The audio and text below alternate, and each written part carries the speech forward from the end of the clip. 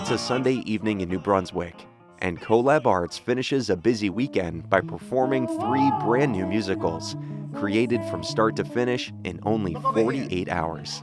48-hour musicals has been a project we've been doing for the last few years, and it's one of those events where we try to make spontaneous creation. Our organization does a lot of producing work. We create new work between artists and social advocates. We realized that the most impactful work that we were creating was art that had a direct connection with the New Brunswick community and the advocacy organizations working here. I think CoLAB is the connection point where everyone branches off of, or kind of brings everything together in a way. So Ingrid Morales is a fantastic visual artist. She graduated from Mason Gross last year, but she's also a New Brunswick resident, born and raised. We were commissioned by Rutgers University for Rutgers 250. The mural was all about New Brunswick and Rutgers as a space where you expect peoples from all over the world. I'm from here, I'm from New Brunswick, so I think it's really nice to have something, or a part of me still be here even if I'm not here later on. The arts and the artist have a responsibility and, in essence, a lot of great points of inspiration if they get involved in other organizations. One of our most successful projects is the Watershed Sculpture Project. CoLAB Arts is the arts-based organization, and then the Lower Raritan Watershed Partnership is the science-based organization. Today we're out focused on cleaning up New Brunswick's waterfront.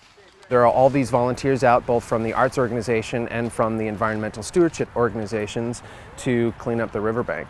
We pull out a lot of trash and a lot of recycled items that we then send off. But then we pull out some really kind of unique objects. And what we do with those unique objects is we give them then to sculpture artists. And then we challenge the sculpture artist to create some sort of work that then speaks back towards the river. And the whole point of that is to then redirect people's imaginations back towards the water, to understand that there's stuff here along the water that shouldn't be here. CoLAB Arts has been a wonderful partner for the last couple of years. They have brought awareness to the need to clean up, and they have brought a sense of hope for what we can do with all of the trash that we find in our communities, because we're repurposing the trash and we're telling a story through the arts. One of the things I say to organizations we work with all the time is, why don't you have an artist on staff? And they'll say, well, we're a science organization. I said, but an artist has something to say and something to contribute to the conversation that you're trying to promote. And that is a model that we want to bring to the table for every advocacy organization in New Brunswick. New Brunswick is really fortunate because we have a Ciclovia project, which is actually an international project to shut down certain city streets and then set up impromptu fairs and festivals throughout the city. So you can walk across New Brunswick. The Esperanza neighborhood is predominantly an immigrant neighborhood, so we get to kind of go in and really just solicit feedback and engage with community members and residents. And one of the big projects that we've done to do that is the Esperanza Community Portrait Project. We're taking both individual and family photos of the community and then providing those pictures back to the individuals who participate. Ciclovia is an opportunity because there's so much local engagement. We're going to be piloting our new Esperanza Mercado project. This idea of what happens if we create a true Esperanza community market. What would it be?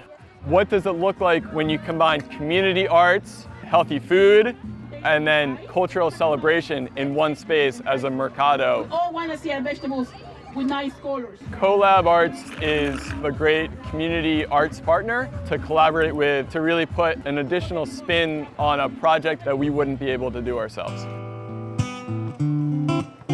Before the dawn, before the dawn, before the dawn.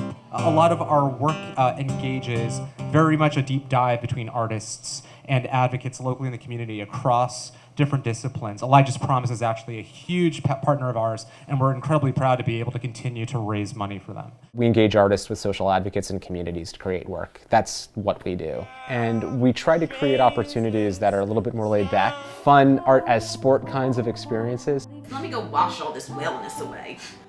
It's time to play the game. 48-hour musicals happens over exactly as it says, 48 hours. That's how much time you have to create a new musical. Will to guide you home. Because you never walk. Everyone in the audience knows what grueling circumstances these creators have just gone through, and they're there just to see them succeed.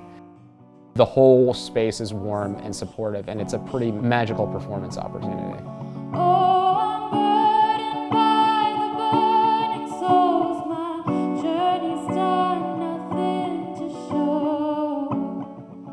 All of this stuff is exhausting, but every time you have an authentic engagement experience, it's so sustaining, and it just kind of keeps you moving forward. Let me stay in the sun.